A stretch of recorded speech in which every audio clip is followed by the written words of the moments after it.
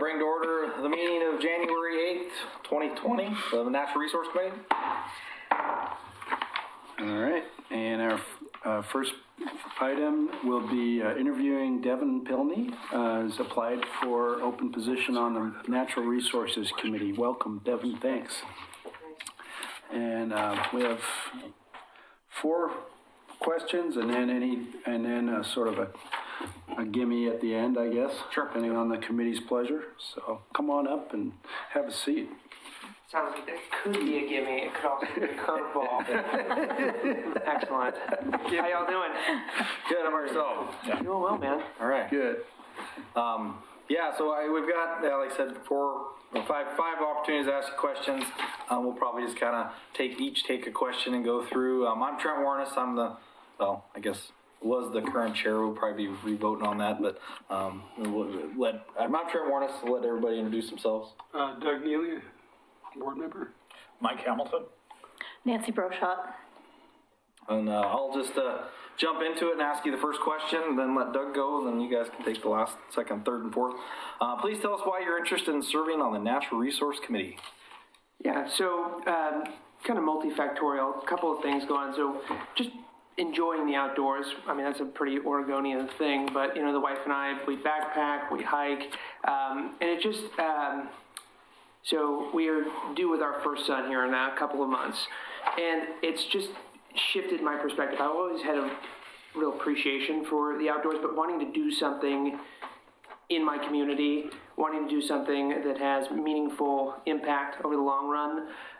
And it just, the timing was right. I just finished volunteering is important to me, and I just finished a stint with the Children's Cancer Association, which was a tough stint, and was ready to kind of pivot to something that was a little bit different. So, yeah, I don't know. I don't know if that answers your question, but yeah. Well, thanks for that introduction, because when I was looking through this, it's clear that you want to serve as a volunteer on a committee. I didn't see any background specifically in natural resources. I think all current board members do have one background in some field, and we really don't deal with recreation like trails and so forth. That's more in the parks. Sure. Although some of the areas that we're specifically interested in are areas where there are water resources, how to protect them, and geological hazard areas and so forth. So I was wondering what in your background you feel could be applied to the board we have here. Sure. So I'm used to assimilating information quickly and making decisions. I'm a business owner, so I have that. I also have, I'm working with the NRCS on a hedgerow program on my personal property and a whole hoop house sustainability plan too. So working on that, and you know, we have just under an acre out down Redland Road. So doing some stuff on our own. But I'll be candid with you, and I had mentioned this with Pete coming in for a meeting too, that I didn't want to take a seat on the board if there was someone that was more qualified. That being said, I enjoy learning. I think that I could bring a lot in terms of energy and in terms of digging into this stuff and ramp up quickly. So yeah, I mean, got some personal stuff going on the property, but I'm a financial planner by trade, so not a whole lot of correlation there other than, I guess, some general pragmatism. So what's the NRCS project about? It's a hedgerow grant, so I'm about to buy a bunch of bare root trees and build that out on the fence line and bring in pollinators, stuff like that. Oh, cool. And then also deploying like a hoop house to do some kind of like soil amendments. We've got that heavy clay in the area. Yeah. So, yeah. Cool. That's neat. Right. Have you previously served on, you mentioned you've been just got off of a board. You could talk a little bit about that and any other boards or advisory committees that you've served on. Yeah, so the previous volunteering I did, it wasn't a board per se. I was doing one-to-one with a kiddo that was going through treatment. But in terms of boards that I've been a part of through my firm, I've been a part of a tech board where we basically guided implementation of various technology solutions, which not a whole lot of applicability here, but in terms of sitting and making, thinking about what people are saying and then coming to consensus. Experience with that. And then there's it's like a millennial leadership board in the firm as well, where it's how do you acquire new talent and move forward. So general experience with that, but nothing that's directly related to natural resources. How about other opportunities of volunteering that you'd mentioned? Yeah, so before the Children's Cancer Association, I was a mentor with SCORE, so Service Corps of Retired Executives, which I am not a retired executive, but I've kind of been a serial entrepreneur, and so in college, everyone's got like a t-shirt business, I had one, it was not good, but I was floored by SCORE because it's just a bunch of folks that were in business, they want to meet entrepreneurs, and they want to help them out, and they sort of leverage the talents they've got, whether it's contacts in manufacturing or whatever, and they consult with you on your business plan. And so I used them for that t-shirt company. It was super helpful. I couldn't believe there was no cost to it. And so when I started my practice, that was the first volunteer gig that I did, was I went and became a SCORE mentor, which was an interesting experience. I think that I had thoughts that it was going to be like a bunch of really amazing ideas, and it was a lot of times talking to people and saying, have you thought of this, this, this, and this, trying to steer them out of some pretty significant financial turbulent waters they might have been getting into. So I pivoted from there to the CCA after 3 years or so, just because I was looking to have, I didn't want to be in damage control so much. I wanted to have a more positive impact. Yeah. But it was a good experience, and it's a phenomenal organization. Oh, cool. Oh, good. Are there any specific, I apologize for my froggy voice today. Are there any specific projects you feel the Natural Resources Committee should be looking at? And if not specific, are there general areas, since you may not be familiar with what we're doing, like just general things that you would like to see us pursue more?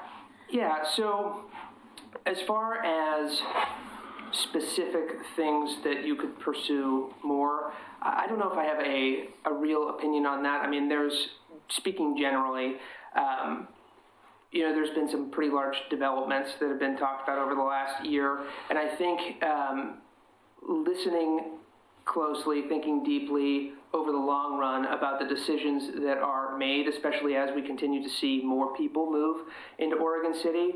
So how do we preserve what we have here, and realize too that, I don't know, you guys would have a better idea on this than I would, but it seems like with the amount of people that are moving to Portland and Oregon in general, that is more of an inevitability. So it's how do we think pragmatically about adopting those new individuals while also maintaining part of what makes this such an awesome place to live and respecting the environment around us. So I think just in general, we need to do a little bit more of thoughtful listening and really hearing, whether it's developers or it's whoever, what do they have going on, investing in really learning about the projects that they're working with, going and looking at things and making some just thoughtful decisions. So I think that's just my overall ethos that I would apply to that. So I don't know if that's a specific thing that you'd be working on, but just one manifestation I'm thinking of. So I'm just going to mention a couple of things. It's not a question. And applies to the metro region, but we have what we call urban growth boundaries that cover our next 20 years of development. And any development has to occur within that period, only within those restricted boundaries. And then we have what we call urban reserves, which is a 50-year horizon. So the thing that sometimes comes to us is as these master plans come into the city, we look at them in terms of natural resource areas that should be protected as these properties get annexed in. In fact, I think it was just last meeting we were looking at one of those. I think it was the last meeting. And so, yeah, that was us. So Parks and Recreation, I don't think we're involved in that. Christina came in with those natural resource areas, and then the Beaver Creek concept plan area. So a lot of people are moving in, but we do have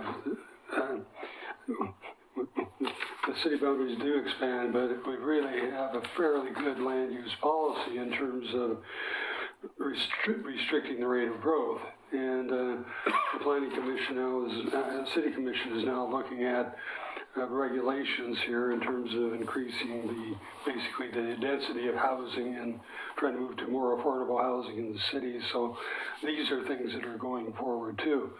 And it's predominantly the Planning Commission that looks at those issues, but we're brought into it, and to some degree the other advisory committees, and it applies to park land or something else, are brought into that planning process as well. We are directly, our staff person is in the planning division, so we yearly with the Planning Commission talk about some of those issues that we're concerned about. Just to let you, because of your interest, I wanted to let you know that we do have some involvement in those kinds of issues. Sure. Yeah, there's a lot of cross communication between the staff and the various boards with respect to development in particular, so there's no shortage of that kind of thing. So, go ahead. So I can put you in the hot seat a little bit here.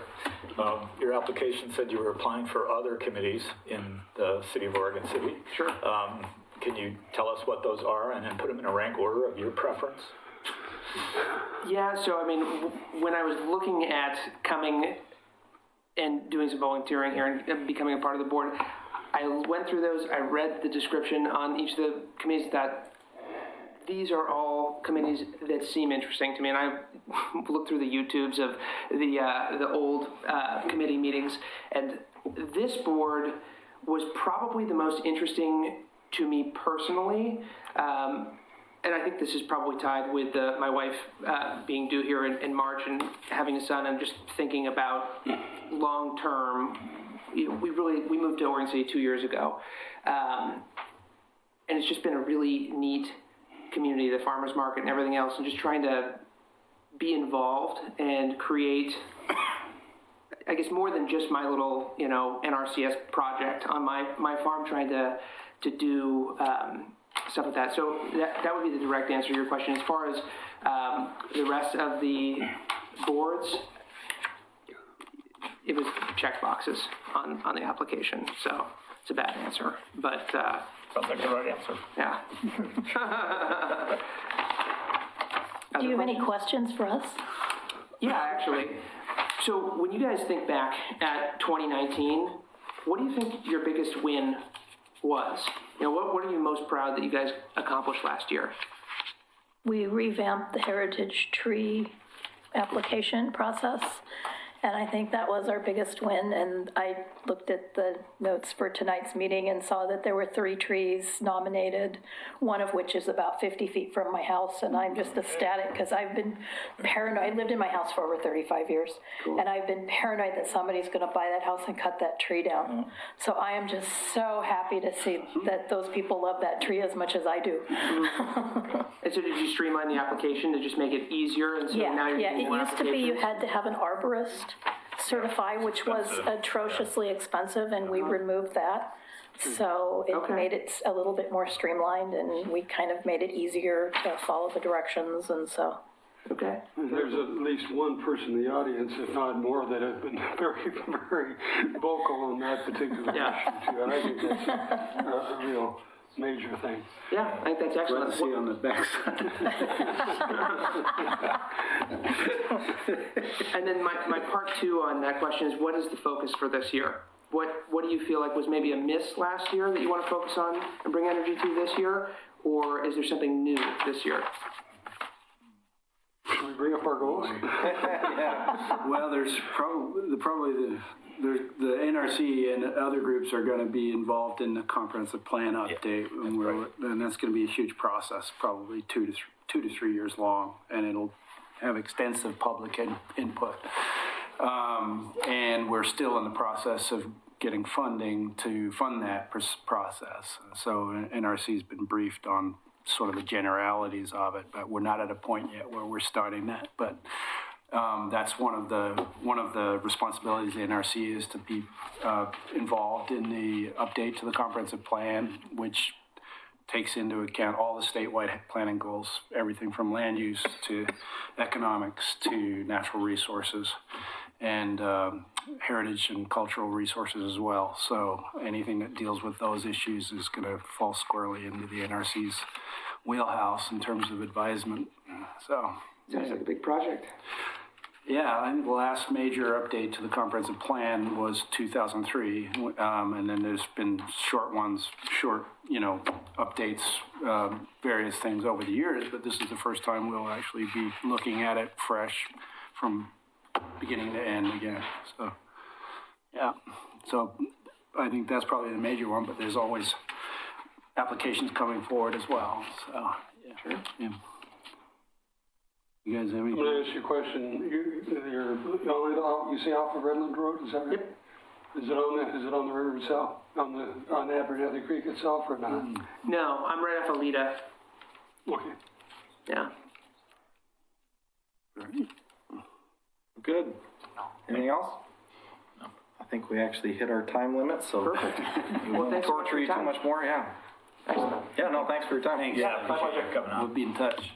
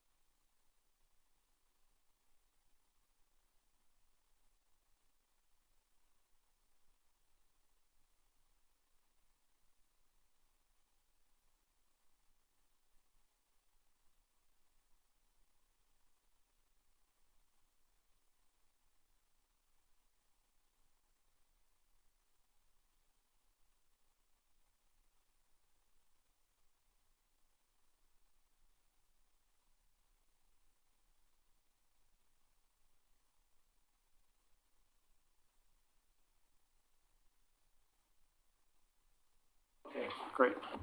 Good. All right, thanks. I didn't know the item number. Oh, okay. All right, yeah. All right, so open the meeting up again. All right, so bring the order of the regular meeting for the Natural Resource Committee on January 8th, 2020.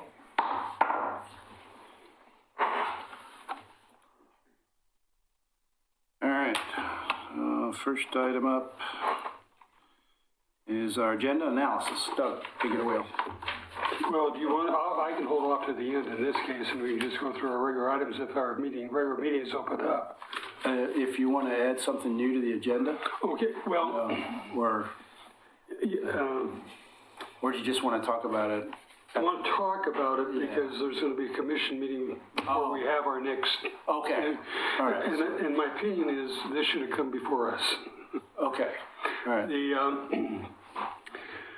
The Forest Edge Apartments, as you know, was built on in a landslide area. It's built on what they call a SAG, and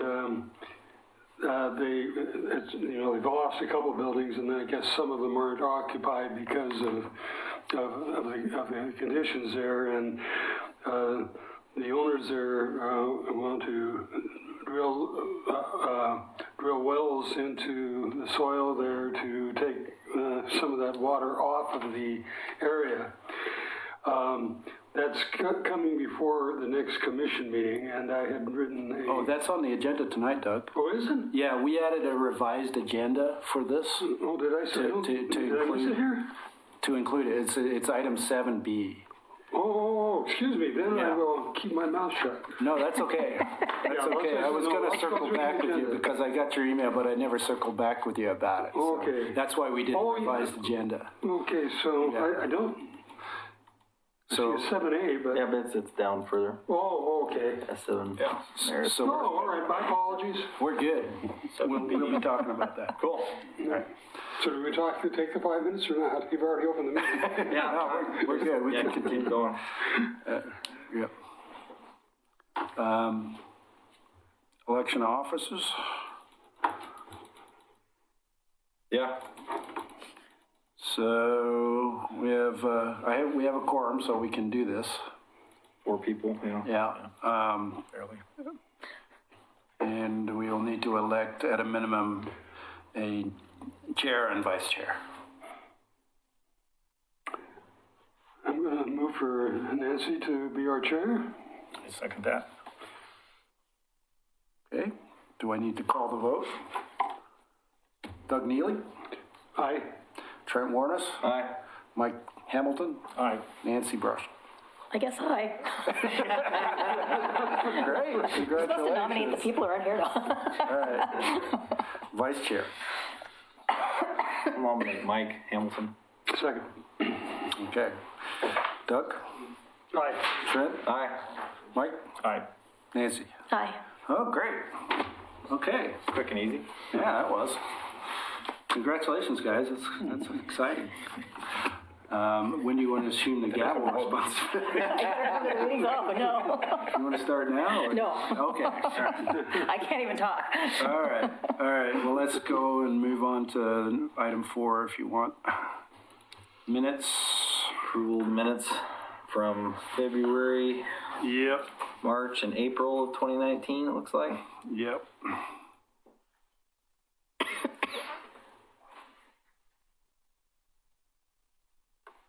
Come on.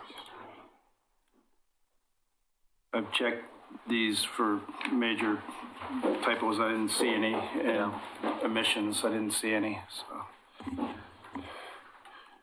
Plus, we have the video recordings as well. So, Yep. yeah. Okay. Does anybody want to make the motion, or is everybody fine with approving the minutes? I'm not able to pull them up. On agenda. No? There were the 2 of them. Oh, yeah, excuse me. There you go. Now hit the document. Sorry about that. No, that's fine.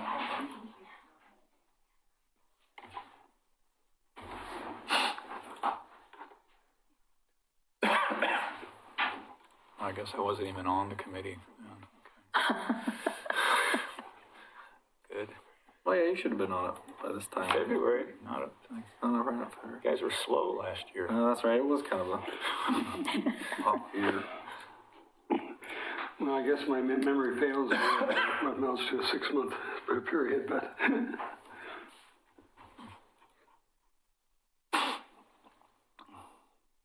Weird. We can table it too if you want more time. Pretty sure I was. Then I have to approve them tonight. That's totally fine.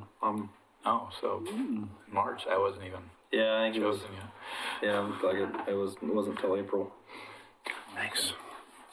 Right. Okay, well, if you guys want to look at them some more, we can push it off till next meeting. That's fine. Okay. Yep.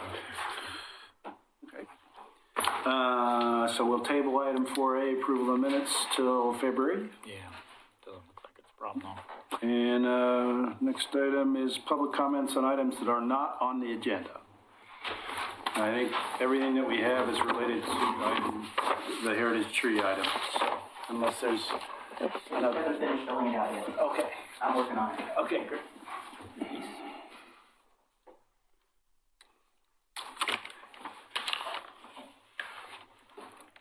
Good evening, committee members. Denise McGriff, resident of Oregon City. And I am here tonight to just briefly thank you in advance for the work that you're going to be doing on the ordinance that will deal with trees on public property. As you know, we've had a few incidences, and I'm not speaking about the most current one, but over time, we have had issues with trees being removed in our community, not just on public property, but on private property. And I'm not suggesting at this point in time that we look at that, but I think what I wanted to say was that I think we either have a lack of understanding in our community, or some forgetfulness in our community, or basically just plain I'm ignoring what the rules are in our community. And people have been unintentionally giving trees severe haircuts, which is not healthy for the tree, chopping them halfway down and leaving them. And unfortunately, a lot of this work is occurring on the weekends. So, you know, we're a little vigilant in the McLaughlin neighborhood. If we hear chainsaws, people start coming out and figuring out what's going on. But I just wanted to thank you in advance for your work on that future item. And I today received a copy of a letter that was sent to you that came from the McLaughlin Neighborhood Association. So I'm assuming they have that or will have it. They will have that. I was going to give them a briefing on where we're at right now. Okay, so I got that today, and that's the reason why I thought I'd better come and just say I had seen that, and I know that they have the letter stated that they are interested in assisting you in that work, and I know that in talking with some of the members of the Berkeley Hills Neighborhood Association, they are also interested in doing some of that work with you as well. So I'm hoping that this will get brought up to CIC, and some of the other neighborhoods will step up where there are concerns about trees, or concerns about trees, adding trees into their neighborhoods, because as we know, they are very important environmentally, socially, and they provide a lot of well-being. I know there is a cartoon in the papers called Rose is a Rose, and she's got this Let Me Be tree that she leans on many times to bring her back to reality and ground her. And I always am amused when I see that in the comic strips, where she's just leaning on the tree and, you know, just sort of getting herself together there. So, you know, there's obviously some importance in the cartoons in the paper as well.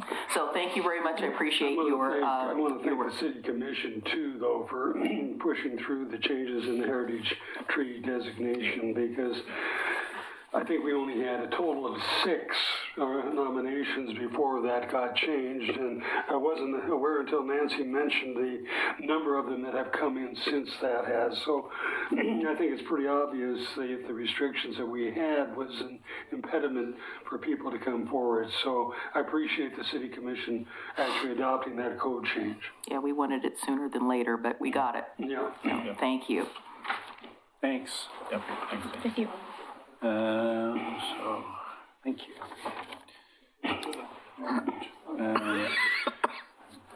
The presentation that we were going to have from Audubon has been postponed until March 11th, so we will be having that. We may have other presentations before then, obviously, but that one's no. So we don't have any presentations this evening. And then we'll be on to general business. First item up is the Heritage Tree nominations for 2019. So I'm going to put the screen on.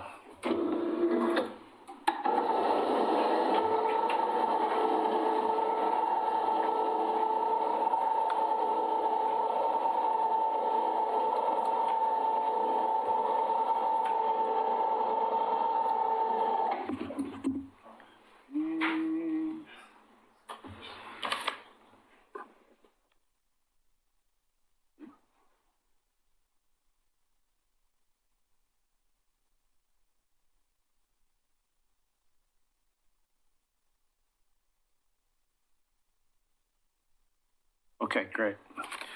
So we have 3 nominations on private property, and we will be reviewing 2 nominations on public property, but not at this meeting because we've got some additional work to do before we bring those before you. I would anticipate we bring those ones in February. Those ones also have to go to PRAC because they're in public parks as well. So the first three, I'll go into. I have a short presentation, and then we have lots of folks in the audience, it sounds like, so that's great. And this is, what I've got is a summary, a very brief summary of what is in your packets. So,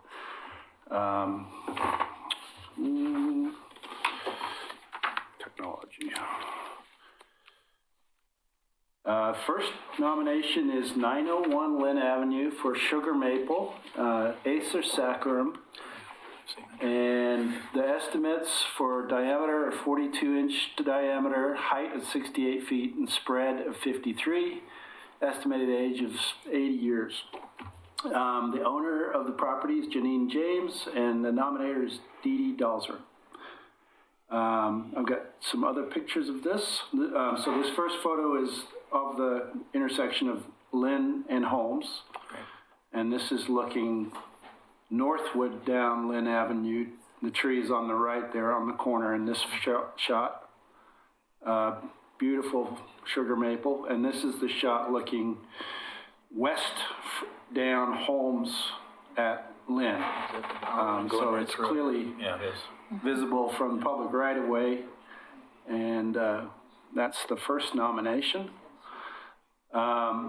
Second nomination is for 810 Jackson Street, American Sycamore, Platanus occidentalis, estimated diameter 61 inches, height 40 feet, spread is 60 feet, and the age between 212 to 244 years.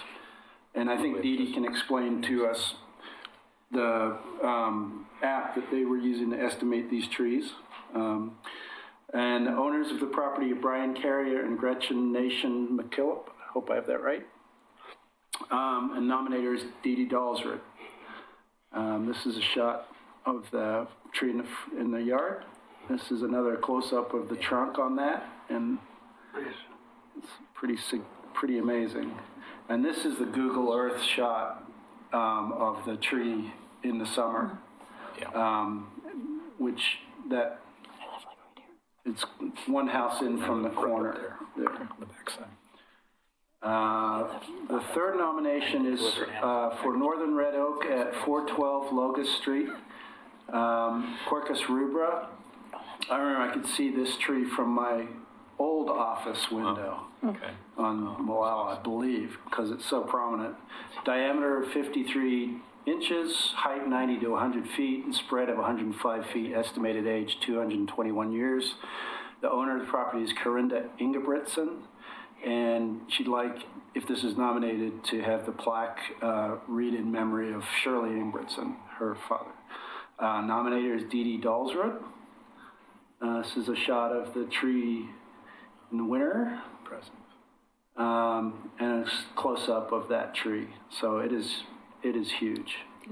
So those are the three that we have. The heritage criteria listed here. At least one of these criteria must be met in order to be nominated. And then the site and condition criteria listed here. And those criteria must be satisfied in order to be nominated. And all three property owners have consented to the nominations. So that's everything I have, and leave it up to the committee to make the decision on those. And you're welcome to have folks come up and talk about it. I think we all know Dee Dee. I would actually. Well. I'd like to have the owners at least introduce themselves, if that's okay. Perfect. Then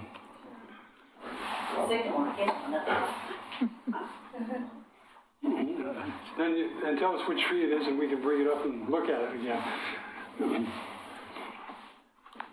Brian Carrier. I'm Gretchen Nation. That's our tree.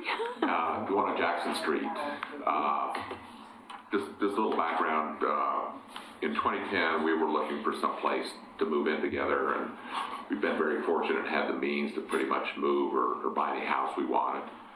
And we chose Oregon City because of the history, the historic homes, and the gorgeous trees here.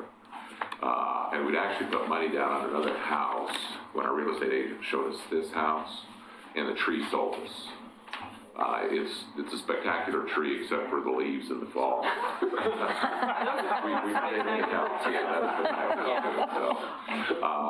And I just feel it's really important, to maintain the character of Oregon City. We get a lot of visitors from all over the country, and things we hear about always are the historic homes and the trees. So I think it's important to protect these trees and to teach the kids that, these are valuable. These trees are almost as old as our country. So I think it's really important we protect the trees as much as possible. So We'd really love to see the fine for cutting them raised tremendously. yeah, $600 is nothing. Yeah. Thank you. I just want to say that I live on the corner of 8th and Jackson. Oh, okay. Yeah. Okay. I got the black walnut. Oh, okay. Yeah. And I live on Van Buren at 810, so. Oh, okay. We've gotten your mail before. Yeah, I delivered your Amazon package yesterday. Yeah, we get 810 Jefferson all the time. Yeah. But I have loved that tree forever, and I have just, it's a beauty. I have been so worried in the whole time I've lived in my house that somebody would move into your house and cut that tree down because of the leaves. Oh. And I'm just like, please don't cut that. Yeah, no, we just got another bin, and it takes us months to get them all up, but we get them up. Well worth it. Yeah, it's worth it. Yeah, it's a beautiful tree. Thank you. Thank you. Okay. Yeah, thanks.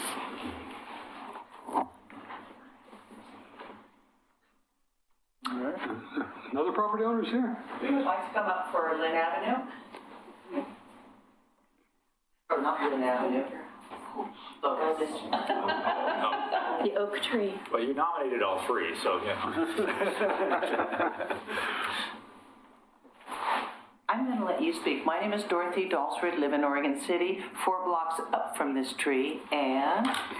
My name is Carla Laws, and I'm coming here as Barclay Hills Neighborhood Chair, and I'm also coming as a resident. So I live on Roosevelt Street. At Little Peak is her house in the very far back, and that's her alleyway, and that is her backyard tree. Mm-hmm. Historically, my house isn't registered historical, it's old, but it was a birthing house at one point for unwed mothers, I've been told, in the 40s and 50s. And behind it is Corinda's house, and her house is historic. And so she's excited to finally have this tree a part of that, so. Anyway, somewhere in her archives, she has a picture of her father hugging this tree. Of course, I want to see that, but she couldn't come this evening to come and celebrate her own tree. She's single, she's over 70, so it's kind of a struggle for her. And for a long time, she was advised not to have it as a heritage tree by not neighbors, but particular people she was associated with. So she was a bit scared at first, but we had talked about the code and what it meant. Historically, that particular tree, she has lived there since the 50s. So she moved to the house when she was 6 years old, and her parents owned it. She remembers as a child, about 58, being swung on, or even before that, being swung on the branch of the tree, because low enough there was a wooden swing that her dad attached to a branch, and she was swung on that tree with her brother.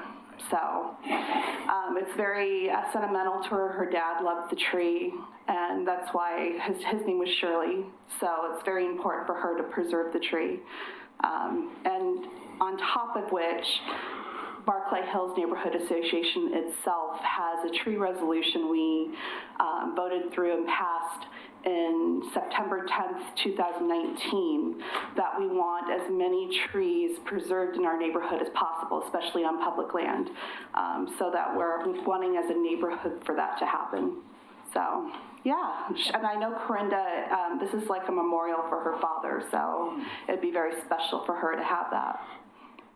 It's a magnificent tree. Yeah, I'm very blessed. It's behind me, and it attracts eagles, birds, snails. We have lots of frogs. I've seen bats fly through there. And there's certain parts of the day, like between 10 and 12 or 1, sometimes 2 o'clock, you'll see flocks of birds. Murders of crows. I have seen so many on days you'll go, oh, that's got to be 20, 30 birds leaving. And then another group of 20, 30 birds leaves. And another group of 20, 30 birds leave. I've seen 2 blue herons climb in that, and they cause such an array. Wow. Because you're going, how did those great big birds get in there? And they do. Yeah. And they sat there for an hour, and then they both left. And you could so see it. I've seen eagles land in that tree. Yeah. It brings me to tears. The other day when we had a high wind, this tree didn't even break during the Columbus Day storm. Right. It held steadfast. It had one little branch, and I don't even know if it was from it. Was that Yeah. in my back? Yeah, I mean, and this tree on the other day when there was a high wind, you could barely see the tops of our pines moving, but that tree moved 4 feet either way, either side, and then it spirals in there, and it's just looked like it's shaking its hair. You can watch on a windy day during fall, those leaves blow 4, 5, 6 blocks. They just lose sight. They just blow Everybody away. loves a tree then. This tree deserves such on our knees and bowing to it. It makes me cry more than 2 and 3 times a year, just from beauty. I'm very lucky to be right behind me, so. That's an actual view from my bedroom to see that tree. Well, and that it's attached to a property that's historical and actually registered with the city. So that's like a huge thing too, that tree was there even before the house. Yep. So, Just so confused, the house is the next door house, is that right that you're talking right about? behind me. Right behind you. That particular one. Now, I don't know if you know it, but you can nominate your house to be on the Historic Register of Oregon City. I would love to, but I know that there's certain things that need to be done on it first. Oh, I see. And it's never technically been, but of course I would love that if I could. Yeah, because there's a lot of history there. I've been going back and looking at the history just of our street and what houses, tied to certain properties first. So I'm trying to suspect that my house particularly could have been moved in 1925 because I'm looking at the old city maps.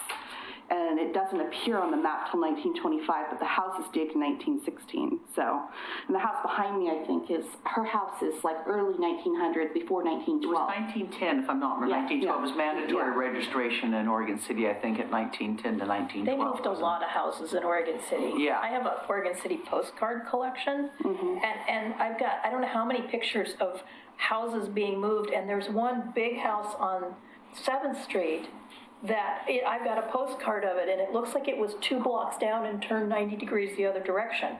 So it had to be, it's exactly the same place. Somebody had to move it a couple of blocks up the hill. I like, I mean, the McLaughlin house was moved. They just moved stuff all over the place. Well, and my house position, if you look on the map, is at a kind of an angle, and so is my garage. Like maybe it was placed and moved because it's not perfectly straight, but obviously things weren't done perfectly straight anyways back then, so. I live in an old house. There's nothing plumb or level at my house, so. Mine actually is level. I'm shocked. Like I can actually. It was moved in. My old house was not. Yeah, things roll. I was on Division Had a Street water for leak years and too. things into the back of the kitchen. All right, well, Anyways. thank you for your time on Yes. talking about that. We can get distracted. Yeah, it's cool. And of course the one on Lynn Avenue, because Lynn Avenue is extremely special. That was actually the cornerstone of the very first neighborhood district. Denise, maybe you can chime in on that particular corner. Wasn't that the corner of the very first neighborhood district that was established in Oregon City? On Lynn Avenue? Sorry. So I might be spewing misinformation, but I thought that corner was one of the very first neighborhoods that were drawn out. So I could be spew some misinformation. But Judge Ron Tom grew up in that house as a child, and he said that he used to have a swing, that he used to swing from that house. So the age of that tree is really underestimated. But that would be what it would calculate out to. But Judge Ron Tom is probably about 79 years old himself, so. It's a spectacular tree, and the woman dearly loves it. We could. It looks pretty I sweet. got a tree cord. And this nomination was submitted in 2016, but. Yeah, that was I thought it was 15, February 15th. Right. Yeah, so this is how long this has been sitting on a desk.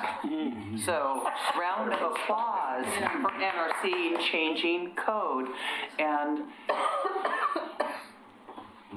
I meant to come up for public comment, but I won't spiel into that, Okay. because we know how I am. Janine is not here, I take it. Is Janine here? No, she is not. Okay. I think she's out of town. Okay. I sent her a postcard, and she was out of town when I went in to talk with her, and so we discussed it on the telephone again. I said, it's coming up. I sent her a postcard, so I think she's fully aware of it. She's just in and out of town a lot. Okay. Well, thank you. Do we want to make some, vote on? Well, you can vote on each one individually, or you can vote for all three. It's up to you. Yeah.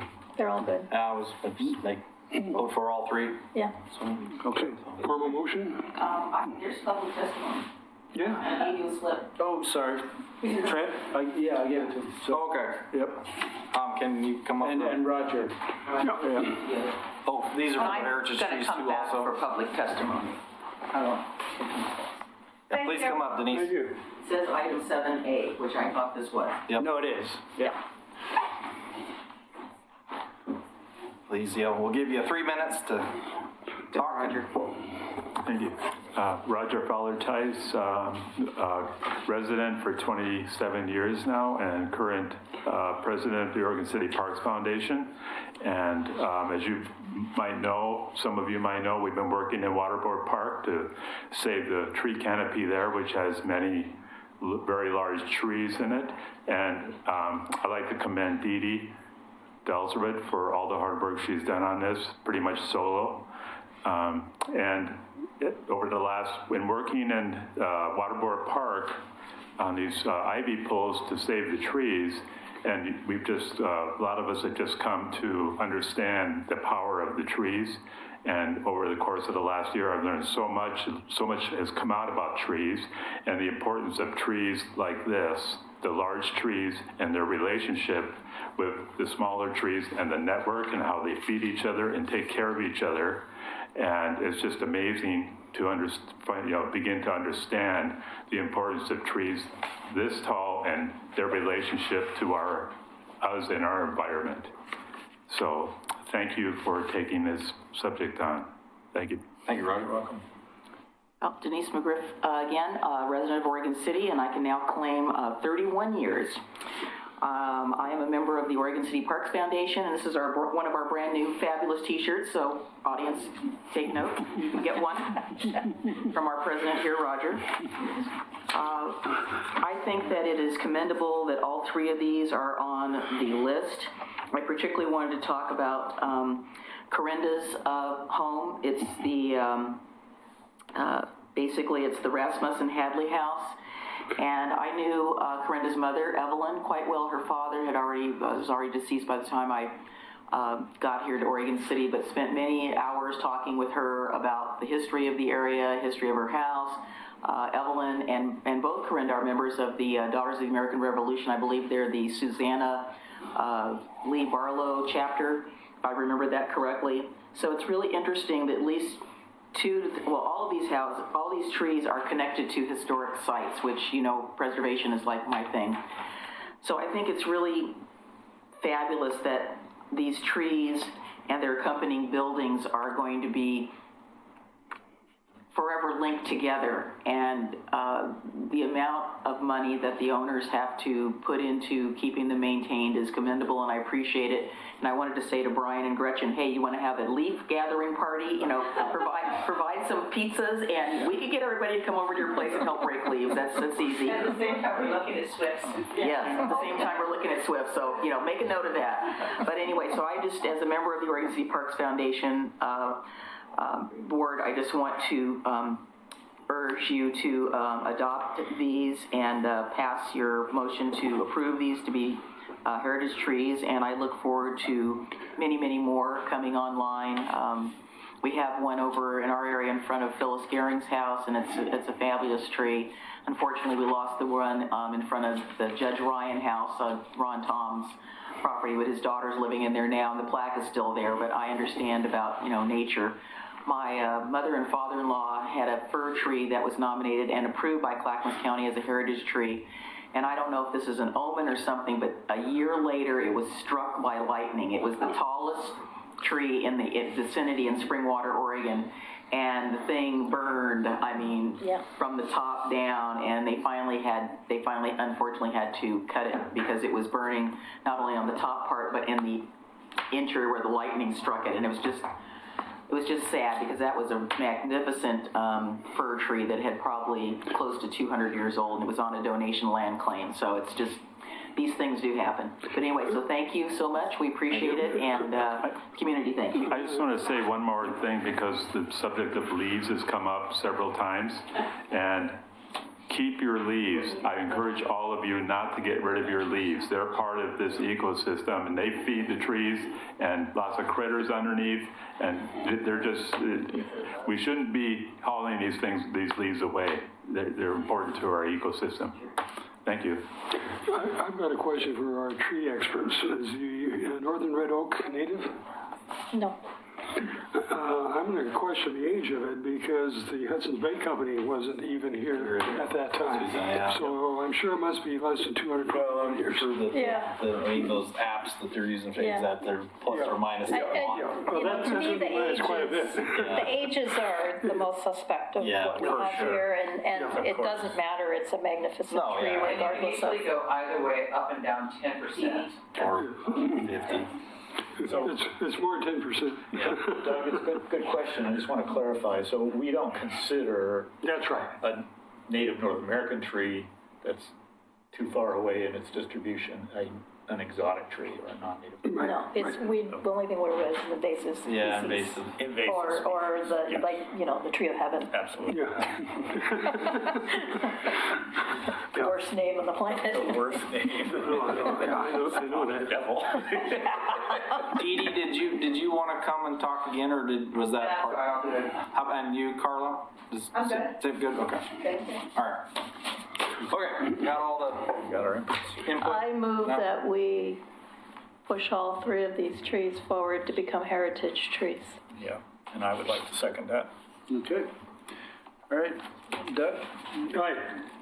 Trent? Aye. Mike? Aye. Nancy? Aye. Congratulations. We'll take these to the city commission. Now, can I say one thing? Because now that they're nominees, That's up to the chair. Yeah, keep it short. It's Dee Dee, come on. I can never promise. I'm so bad. Since these three trees have been nominated, I think they're going to be given honors on Arbor Day. And Arbor Day is on a Friday this year, and sometimes our city moves days around, and it would be really nice to see a nice Arbor Day celebration. I think they're planting a ginkgo tree down at the end of the Oregon Trail from the Hiroshima, and it'd be really fun if we could make a big celebration of this. If this is the case, I'm your committee. Thanks. Thank you. Talk to me about that so I can coordinate. All right. Thanks, guys. All right. Next item. Next item. Forest Edge Apartments. Yeah, 1 second. Which way we go? All right. And okay, so just give you a little background on this application. And we also have Brian Lee of Pace Engineering who's here, who's come tonight to answer any questions you might have about this application. But I'm going to give you a brief summary.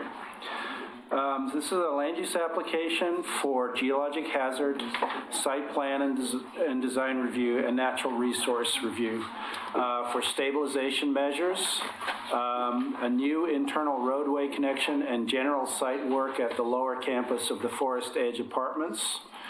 The primary goal of this application is to remove water from the hillside and provide an emergency access route for the existing development.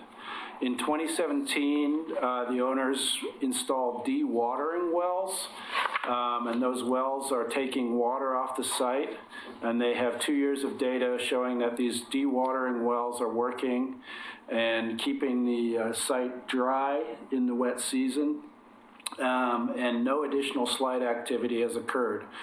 This is a type 2 review, meaning it's a limited land use decision based on the criteria in the code.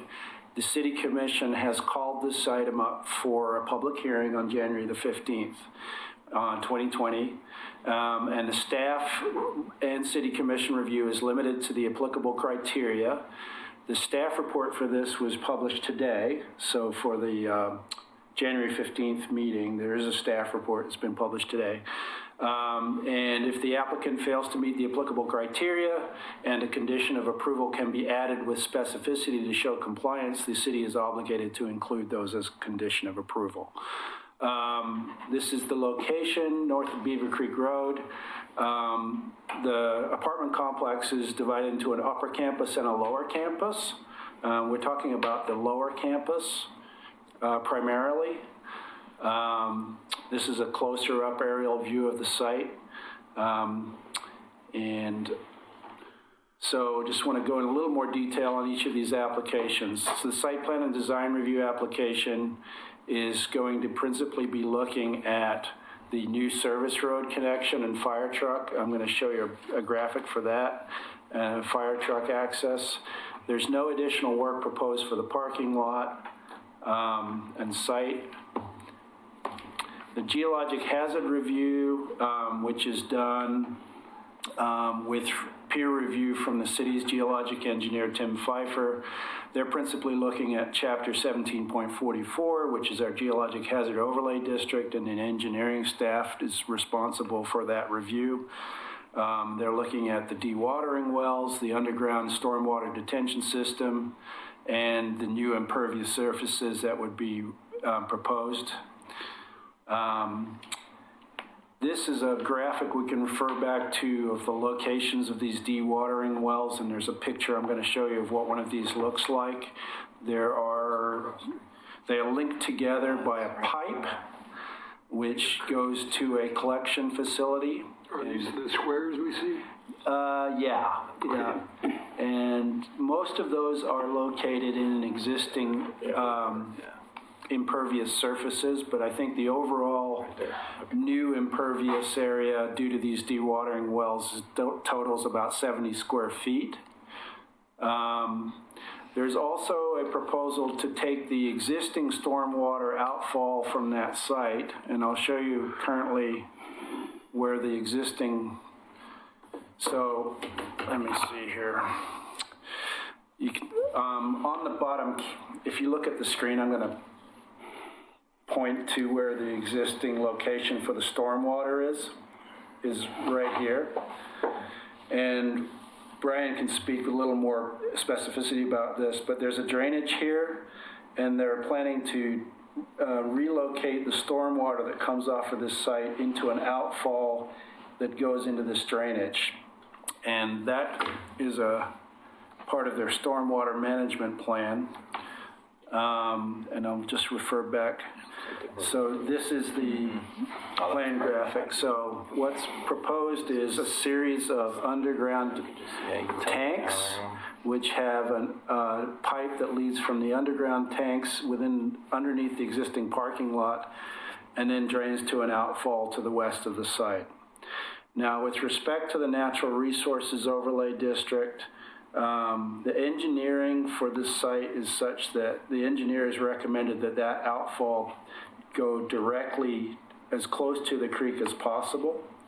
And under the emergency hazard exemption in the NROD code, that type of hazard exemption does not require further NROD review, but there are other aspects of the Natural Resource Overlay District that do trigger some mitigation. So they will be doing some trenching or excavating or underground sleeving in order to make the connection to that outfall and reseeding with native species any disturbance in that area. With respect to these underground tanks here, this row of 3 tanks, as I understand it from talking to Christina, will be located underneath the existing impervious surface of the parking lot. And this row here, it would be new and limited to no more than 1,000 square feet of additional impervious surface for which they will be required to mitigate under the NROD code. And let's see.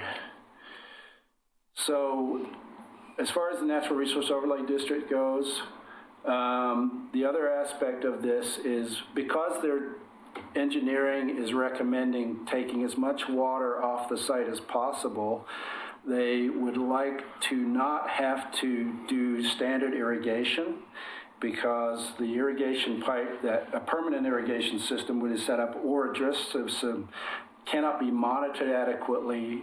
If a pipe breaks in the middle of the night or is cut or freezing or something and starts dumping water onto the site, we've seen this problem before in the same location.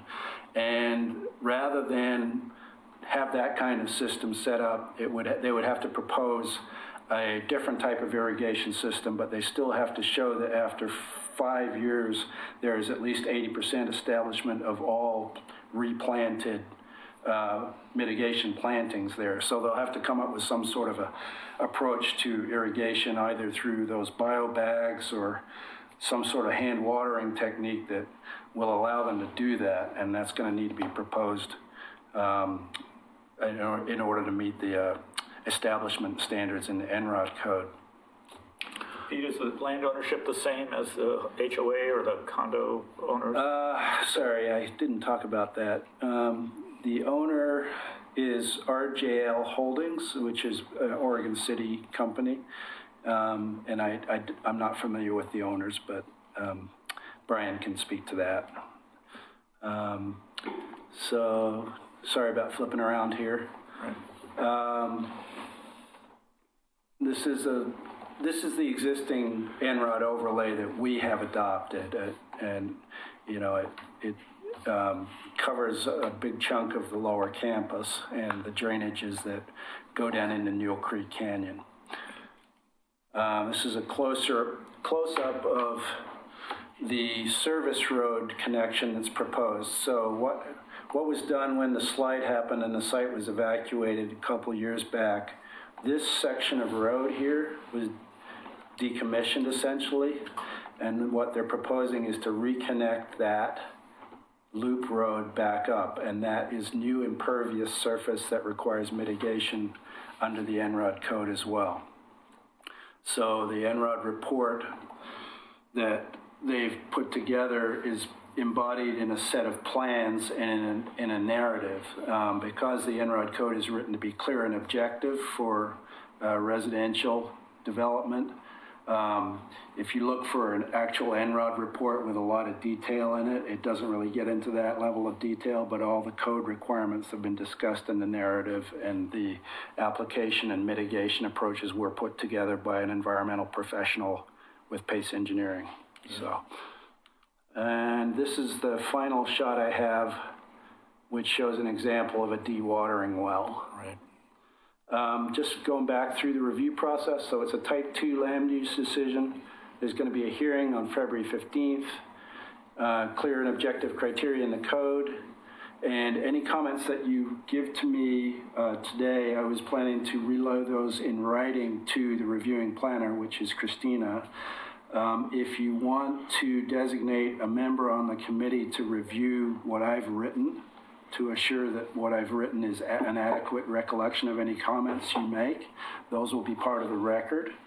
Whether you want Trent or Doug or any one of you to do that, you can just say so at this meeting, and then I'll send, my written comments to you before I send them along to Christina. Okay, and that way they'll be part of the record. And that's all I have. If you want to ask Brian to come up and talk. Yeah, I've got some questions. Sure, yeah. The dewatering wells have been there since when? I believe 2017. Yeah. So you've only had 2 years of information on it? Yeah, I would defer to the applicant on that. Now, my question is that those wells, are they periodically pumped out? I don't know, yeah. Do you know? Yeah, come up and. If you come up, because I think this will help us in terms of. Sorry, I would fill out this form, my pen. Yeah, you can give that to me after. I'll give it to you afterwards. Thanks. Good evening. I'm Brian Lee. I'm a civil engineer with Pace Engineers, and I'm one of several members of the design team that have been working for the owner, Jameson Luther, or JL Enterprises, is the current owner of the property. They bought the property after the event of 2015 that we all talk about, which is the abandonment of the lower campus. They bought this property with the whole goal was to, and they priced it such that, hey, this could be an opportunity here if we can fix this problem. And so that's what they did. They went about hiring a very good geotech engineer. They they looked at all the past geotech reports that were done way back in like late 90s when this development was approved, and a majority of the geotech engineers said the same thing. You need to dewater the site if you want to stabilize the slope. And so that's what they did. They drilled 14 dewatering wells, and they are continuously pumped 24/7. So there's continuous water coming out of the dewatering wells currently. And the good thing about it is that the water level has been dropped to, and please don't hold me to an exact number, but if I'm remembering, Eric Staley is the geotech engineer. He said it's 10 feet below the historical low summer level. So we're not even seeing a winter high level of saturation of the soil. It's 10 feet below the summer. And in the summertime, that site never moved. It was stable. It only moved during the high level winter rain events when it got super saturated. And so we've been very confident that we've stopped the landslide, and we have the historical data to prove it. There's inclinometers around the site that show literally no movement at all, and the whole hillside has been completely stopped from moving. And when you dewater, when you pump those out, where does the water currently go? Currently, into that drainage that was described before? Yes, there's a little side drainage here that's kind of between the upper and the lower campus, and they plumbed the discharge out to the creek there. But that's not going to be its permanent discharge location. The permanent discharge location is when we go in and fix the pavement, and we fix the stormwater system and install the underground tanks that Pete described to you and showed you. The outfall will go down to where it was approved with the previous approval, down to the other side creek. Both of these are kind of side creeks of Newell Creek. They're kind of unnamed little side channels. And so we're going to go tie in the dewatering wells on the back side of where the control structure is. The control structure sits on the downhill side of the detention tanks to limit the flow out so that it meets the stormwater code. It has an orifice plate that restricts the flow. But the dewatering wells aren't part of that since they're groundwater. They'll be inserted past that control structure and go out to the creek. So both the dewatering and the stormwater will eventually go to that. They'll both be discharged at the approved outfall location from the mentioned it was groundwater, but you say you are pumping water out of the wells. Currently, yes. Currently, and that'll continue. That'll continue 24/7. I'll tell you, I ran for the city commission back in 1999, and I was friends of Newell Creek. We were opposed to that development in the first place. And of course, you did lose apartments.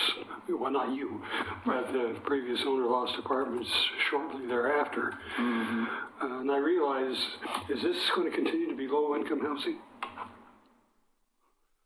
That would be a question for the owner himself. I think his desire is to create affordable housing. That's what he has said repeatedly. Because I believe that was what it was built for, and unfortunately it was built in a place that should have never had anything built on it. I believe that's characterized as a sag, geological sag, where they, rather than slide this way, the whole thing had dropped historically in one place. Correct. The whole mass has slid together as was one group, and only the peripheral buildings were lost, but those four that are in the center are in remarkably perfect condition. Personally, I visited 3 units in every building last Friday. I went into them and looked at them along with our structural engineer, and he was shocked at the condition. He goes, all the windows work, all the doors work. I mean, we maybe found 2 or 3 external doors that look like maybe the porches had sagged a little bit, but the structure itself, there was almost no cracking in the walls or the ceilings of the buildings. It was really amazing the condition that these apartment buildings are in. No structural cracks on the foundation they found. So they were actually pretty impressed with how well they've held up, considering how far they've moved laterally and vertically. So they're not occupied at the moment? They're currently not occupied, right. The event in 2015 severed the sewer line, and it's a pumped sewer, and so they had to remove the residents when the sewer was severed. Now, how do the proposed tanks function? I mean, you have your wells, and how are those tanks integrated in terms of your stormwater management? Those storage tanks are designed to handle the 25-year runoff, and it's going to store it in that. That's the volume that's been calculated, and then it will release the rate at the pre-developed rate. And since approval was in 1999, we use the stormwater manual from the 1999 code.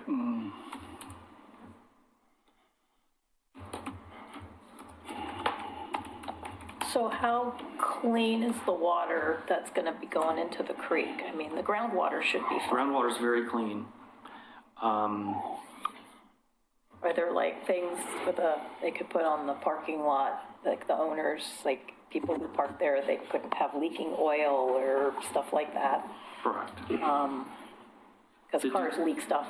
The detention tanks themselves don't have a solid bottom. They have a filter fabric that's designed to kind of prevent infiltration, but they also tend to trap sediment. They tend to trap some pollutants, and so it's a kind of a first flush filter, if you will, of the stormwater before it gets out to the creek.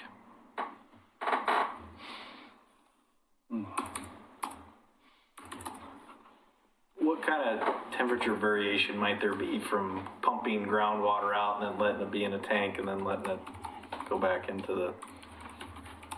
Well, the dewatering wells will not go through the tank. They're going to go straight out to. Oh, they do. Okay. Yeah, they go bypass the tanks, so that temperature isn't. And I have a feeling that when we mix the flow from stormwater events and the groundwater events, the temperature will be fairly mitigated to what's naturally there. How deep are those wells? I knew you were going to put me on the spot on that.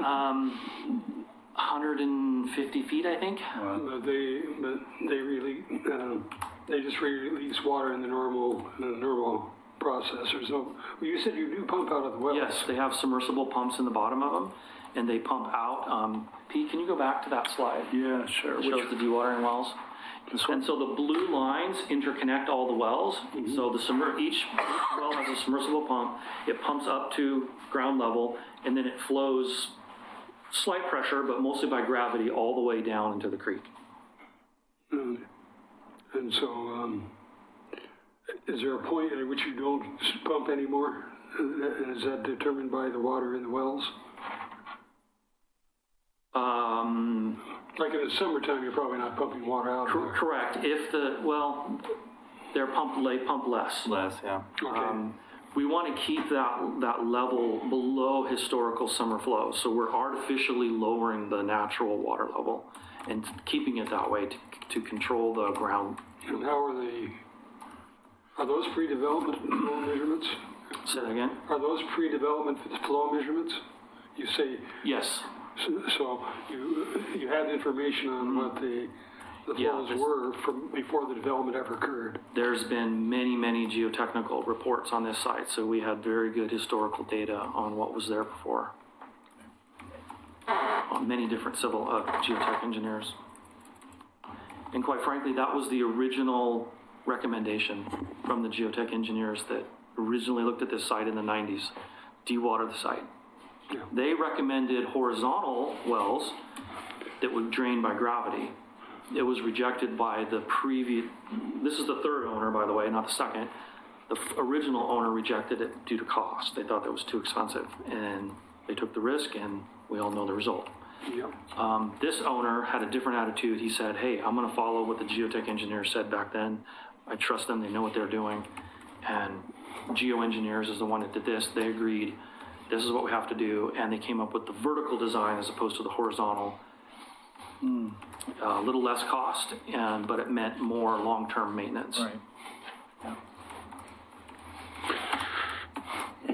Well, I got a fear, maybe not so much of this side, but this will be a basis of people starting to redevelop in steep slopes areas again and saying, well, we got a system that works. Of course, our position was that development should have never occurred in the first place. But since most of that land is now owned by the Metro Regional Government, it's probably not that relevant anymore. But there are still areas that are privately owned. And what I hope is that this doesn't become a case that justifies starting to put developments into these steep slope geologic hazard areas, that this is intended only to be a fix to something that was already there. Right. And that's a good point, but what would be the bar they'd have to clear now with current code and all that? Would they even be able to do this with the dewatering wells now on something like this, Pete? Well, it would be reviewed against the current geologic hazard overlay district standards, which have changed significantly since back then.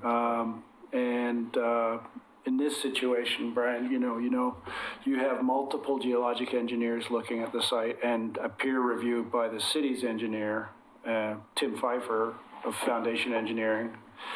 I haven't seen any of what he's written yet, and I expect that will come to light at the hearing on the 15th as well. So yeah, it's a significantly higher bar, I would say.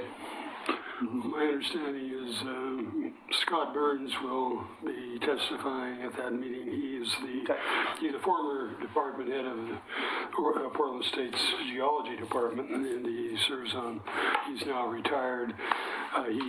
He advised the city commission at the time to reject the developments that were occurring in the Oak Creek area, and he was ignored.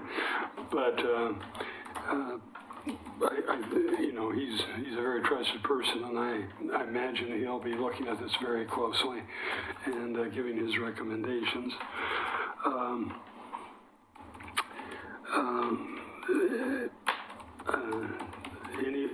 In any case, I guess I would personally not support such a thing, but since this is functioned as affordable housing, and we have very few new developments in Oregon City that are functioning as affordable housing, my hope is that continues. But these improvements, if it weren't for the geological nature, people would love to live there because it's forested and it's a very beautiful place. And so that, I guess, is a major concern. But I don't know if that's anything that the city commission could actually address. Well, I understand your concern for future developments, but I think this has been unfortunately it was established over 20 years ago and approved and all that. And I think the work that's being done to try to rehab it and save it now is good. Trying to do something with it and make use of it. But I think the potential of somebody taking deed water wells and let's just go do this out and somewhere else is probably would be, like I said, it'd be such a high bar that it probably wouldn't get over it would be to start from scratch. So, but I think this is good to try to rehab something that's already there and save it. So. There's no decision-making going on. No, just any comments you express, will be advisory. And if you do have comments with respect to the development, they need to be directed towards the criteria. And I know you haven't had a chance to review that staff report, neither have I actually, but, that's where the criteria lie. So. I think what you were talking about, writing up a recommend, was it? Summary or whatever. I'd be willing to. I've typed up a lot of what I'm hearing right now as it's being said. It's more of a crib notes right now, but it uses the base. Can you send it to all of us? Yeah, I can happy to send it to you all. I will be attending the meeting, but I'll be most probably, and I'll find out next Tuesday, as the chair of the Great Oregon City Watershed Council. Okay. I already submitted some comments to both Public Works and to planning, brief comments of my concerns at that time. But I wouldn't be there representing the Natural Resource Committee. My last question, so we're talking about removing a lot of water that's been there for a long time.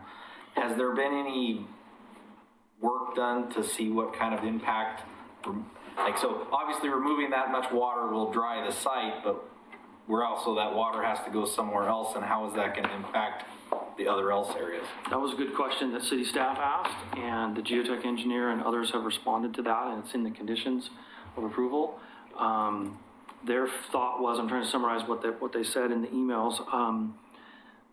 The water level that the wells will be draining down is about part way down, it's 2/3 of the way down the slope. So the natural water then will still get to the creeks and still get to all of the vegetation down around the creeks. Right. And then on top of that, they said that there's nothing, that what they're doing way down below will affect the surface, 20, 30 feet. That still will be limited by the natural soil conditions that exist today. The water will still go in, saturate the upper part of the surface of the soil. The vegetation will still be able to use it in the way it is now. It's not going to create, it's so far down, it's not creating a gradient, if you will, to dewater all the way up to the surface. It's just the lower portion. Okay, I see. The actual groundwater level. Yeah, that makes sense. Not the saturation level. Okay. The way it was explained to me by the geotech engineer. Oh, thank you. All right. If you have any other questions, I can leave my name and number. You're welcome to call me, email me, anybody. We can more than welcome to talk about it. I think it's a very unique site. I think the success is worth the risk when we can bring 42 units of housing online in Oregon City that's desperately needed. Thank you. Thanks, Brian.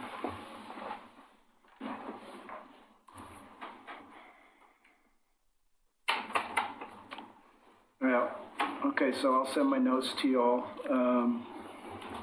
tomorrow, and take a look at them, and then you can respond back to me individually with any comments you want to add based on tonight's discussion. Thanks. Yep. Yeah. I gotta hit save. Hang on. No. Give it a title. Oh boy. Okay.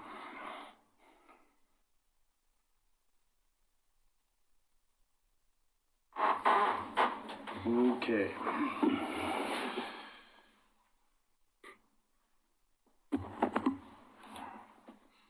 All right. Member reports? Is that what used to be communication? Yeah, communication, sorry. No worries. Yeah.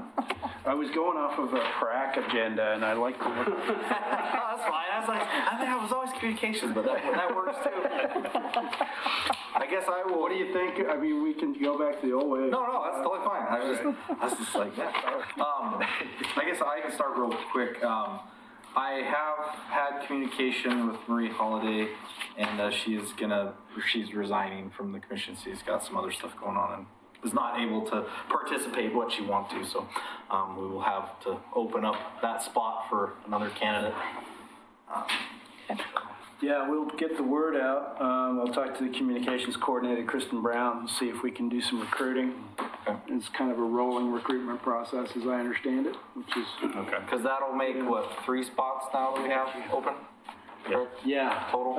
Yeah. So as I understand it, if you've already made the recommendation for Chris Weaver, and the mayor, if he agrees with the recommendation, would make the appointment at hopefully the January 15th meeting, but I don't know. Okay.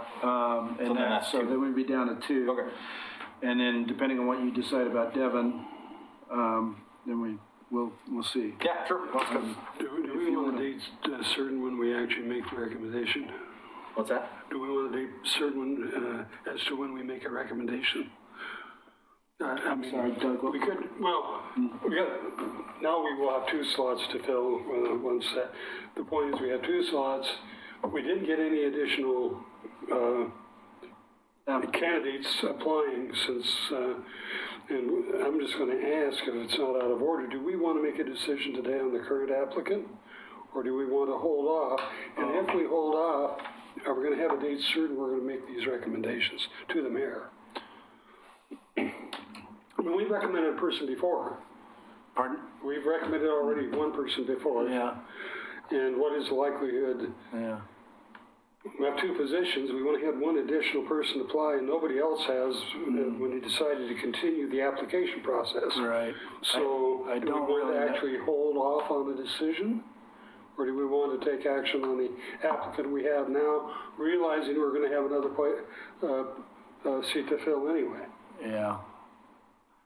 Well, my inclination is to make the recommendations now, and just to save some time and fill the position. So we're out of order, I guess, on the agenda, but because we're on staff and member reports. But is that okay if we? That's fine with me. No problem. It's really your call, but if you wanted, I could check with Katie Riggs, our city recorder, and see if there's been any other applications, but I don't believe there have. So I'm going to move to recommend to the mayor that Devin Penny be put onto our advisory committee. Okay. How about you all? Yeah. Second that. Great. Okay. Doug? Aye. Trent? Aye. Mike? Aye. Nancy? Aye. Okay, I'll pass it forward. Congrats. Still sitting there, I mean. He's still sitting there, I mean, geez. Yeah. We're going to make you suffer. That's impressive. I watched 2 more of these before I came here, so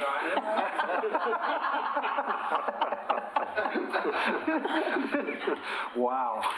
That's a first. Yeah, really. The only person that watched him was my husband. Look, you're on TV. Will you get out of here?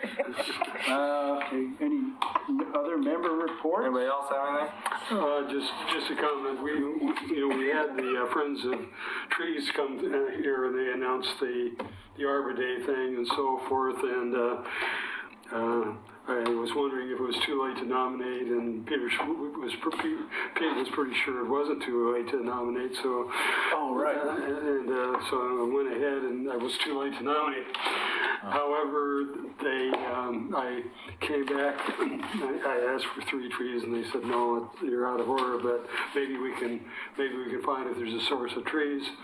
I was gone on New Year's for a 4-day period at the coast with family members, and came back and found 2 trees planted in my parking lot.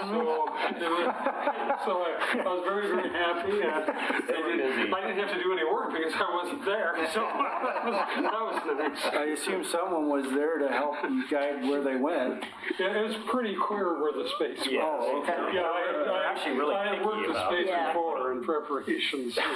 Yeah, there was a accident in my neighborhood, a block from my house, and some guy wiped out, he I don't know what he was doing. He must have been really drunk and going really fast, but he wiped out the people's cars that were parked on the road and pushed them up against their picket fence and wiped out a big older tree that was in bad shape. And then Friends of Trees, I don't even think they'd been in a week, had planted 2 trees and wiped those out. And I walked by the other morning, and there's 3 new trees there, so they're good. Yeah, they're conscientious. I was impressed.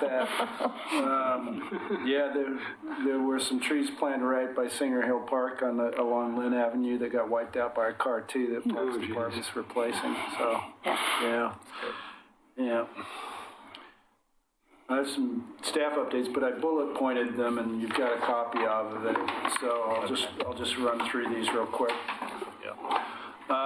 So as you know, we're working on a policy of notification and decision making for tree removal of city-owned property.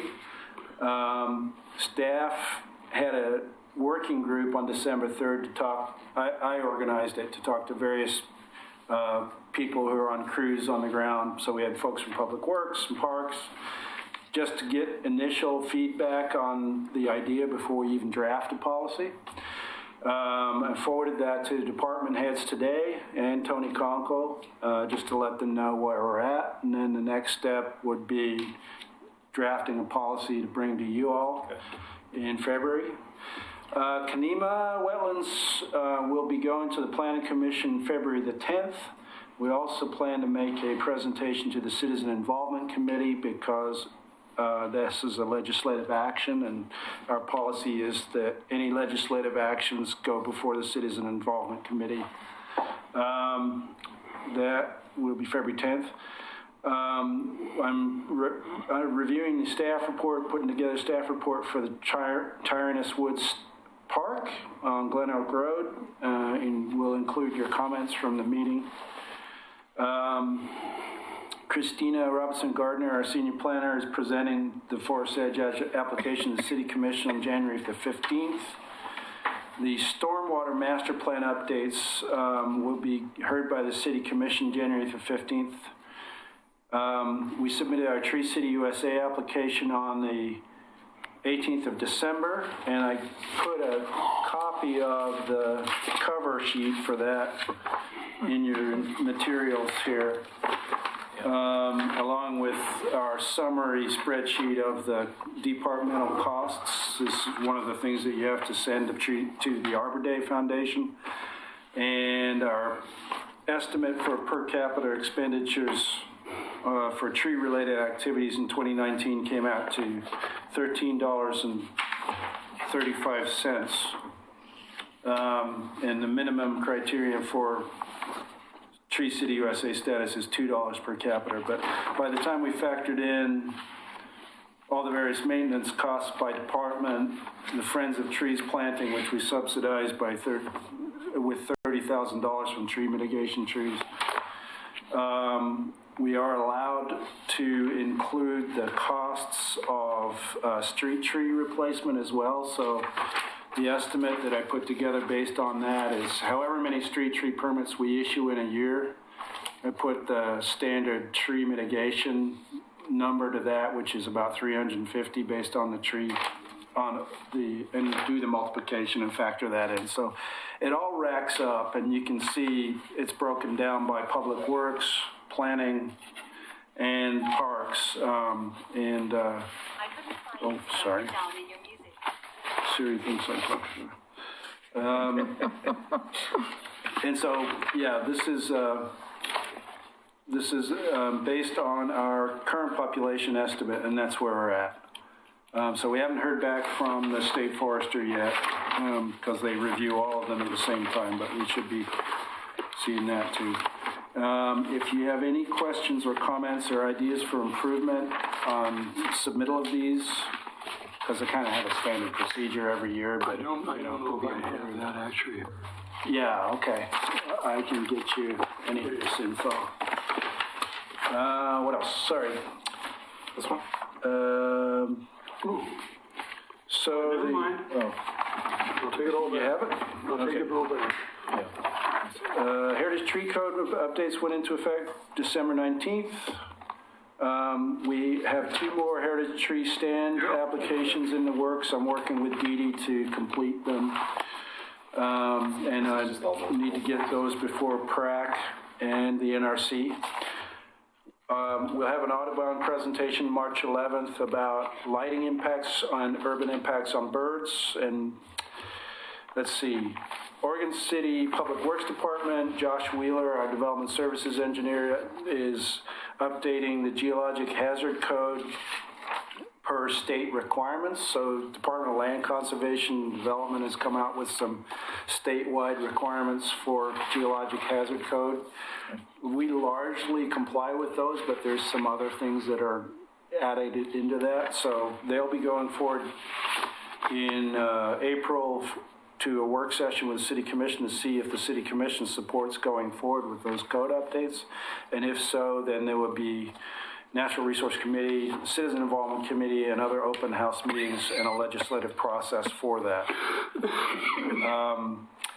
Oregon chapter of the American Planning Association is having a webinar called Planning for Pollinators on February the 13th. It's the first time I've seen that kind of webinar before for a local chapter. So I'll be listening in on that.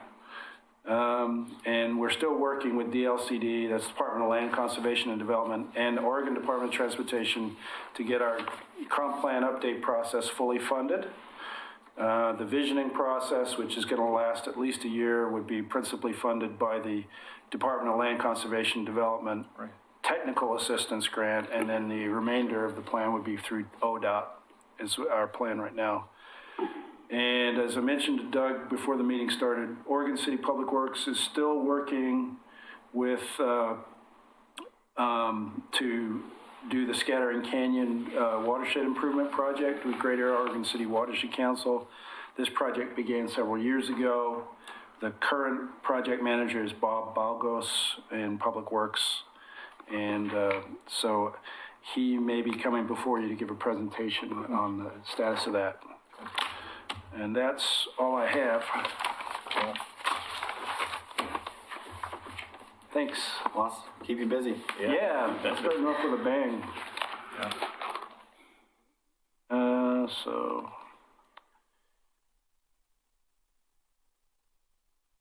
February, next scheduled meeting is February the 12th.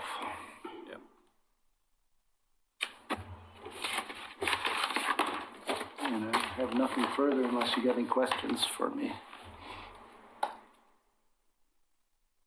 Thanks. Yeah, thank you.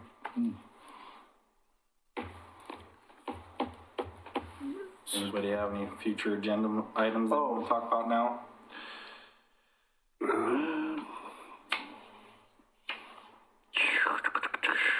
I'm not sure at this Is point. it possible to ask a question? Sure. Yeah, sure. Oh, yeah. Yeah, come on up. I'm Patty Webb. I live in Kenema. I need to speak into the mic so they get it recorded. I'm Patty Webb. I live in Kenema. I'm also part of Friends of Kenema with Paul Edgar and Howard Post.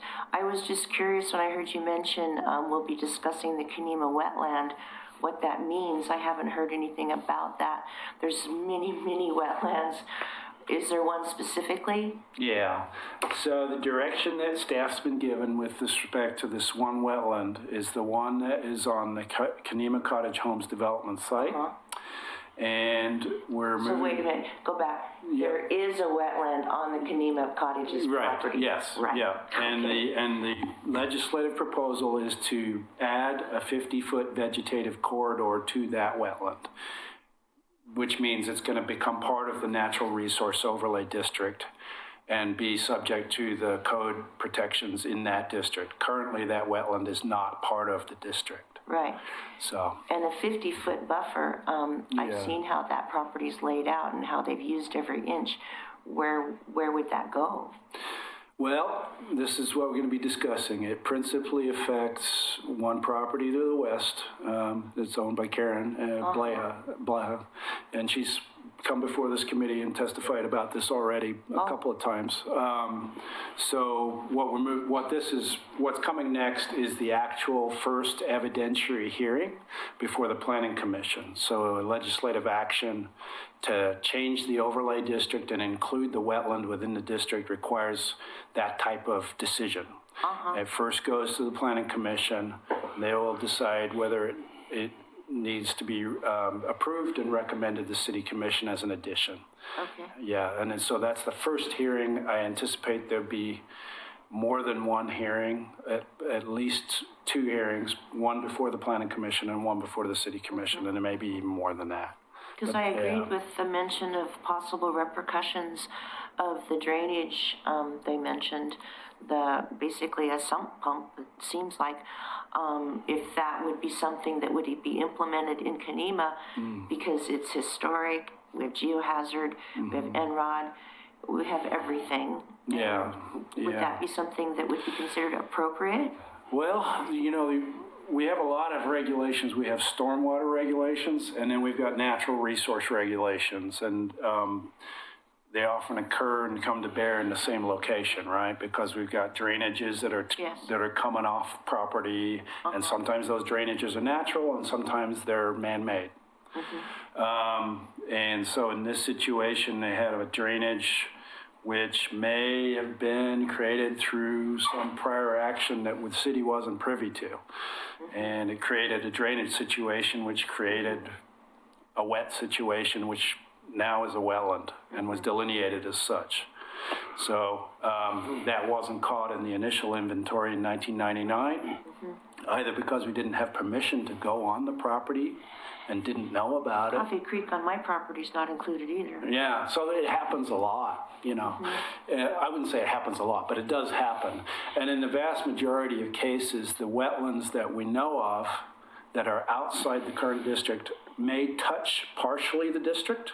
And in those situations, we have criteria that says that the vegetative corridor will be expanded to include that wetland if it touches it. In this case, the wetland was entirely isolated by itself because it was an on-site delineation. And so, you know, the decision, or seriously, not the decision, the direction right now is to take it forward and include it, and ultimately the city commission will make that decision. Okay. Yeah. Because one of the other objections that was strongly expressed about the property was the footprint.